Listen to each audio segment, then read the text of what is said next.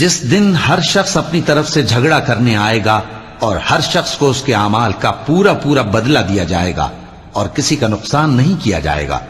اور اللہ ایک بستی کی مثال بیان فرماتا ہے جو کہ ہر طرح امن چین سے تھی،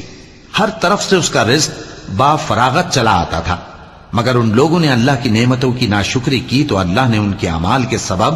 ان کو بھوک اور خوف کا لباس پہنا کر ناشکری کا مزہ چکھا دیا۔ اور ان کے پاس انہی میں سے ایک پیغمبر آیا تو انہوں نے اس کو جھٹلایا، سو ان کو عذاب نے آ پکڑا اور وہ ظالم تھے۔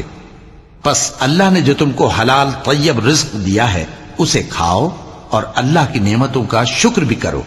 اگر اسی کی عبادت کرتے ہو۔ اس نے تم پر مردار اور لہو اور سور کا گوشت حرام کر دیا ہے، اور جس چیز پر اللہ کے سوا کسی اور کا نام پکارا جائے اس کو بھی۔ ہاں اگر کوئی ناچار ہو جائے تو بشرطے کہ گناہ کرنے والا نہ ہو اور نہ حد سے نکلنے والا، تو اللہ بخشنے والا ہے، مہربان ہے۔